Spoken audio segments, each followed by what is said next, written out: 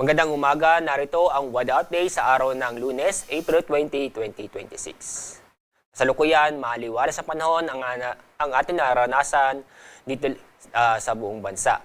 At yung bagyong Senlaco ay tuluyang lumabas sa ating domain at hindi na ito inaasang makakaapekto sa ating lagay ng panahon. Sa kasalukuyan, wala naman tayong namomonitor na panibagong LPA o bagyo na maaaring makapekto sa ating bansa. At sa mga susunod ng araw, wala po tayong inaasang LPA o low pressure area o bagyo na maaaring makapekto sa ating bansa. At sa ating lagay na panahon, patuloy pa rin tayong makakaranas ng maganda at maliwalas na panahon.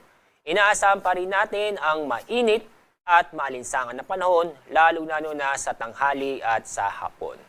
Dito sa Metro Manila, inaasahan na aabot ng 34 degrees Celsius. Sa mga kababayan po natin sa Tuguegarao, mas mataas ang temperatura na aabot ng 36 degrees Celsius. Sa ibang sa Visayas at Mindanao, inaasahan na aabot ng 33 degrees Celsius doon po sa Puerto Princesa, Calayan Island at ganoon din sa Davao City. Mas mataas ang temperatura may tatala ngayong araw sa Zamboanga na aabot ng 35 degrees Celsius.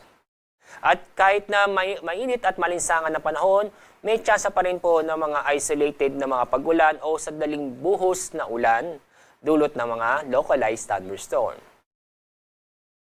Kahapon, ang mataas na heat index ay umabot ng 44 degrees Celsius noon po sa may Sangli Point, Cavite.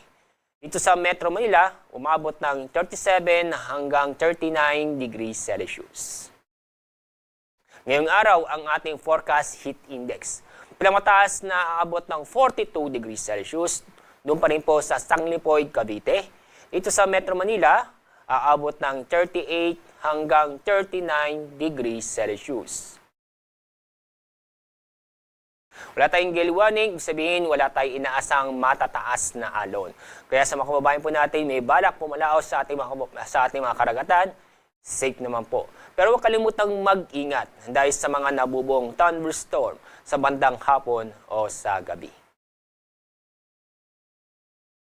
Ang araw sisikat mamaya pong 5:40 ng umaga. Ang araw lulubog sa ganap na 6:11 ng hapon. Yan ang ating update mula sa Pag-asa. Ako po si Alzar D. Aurelio.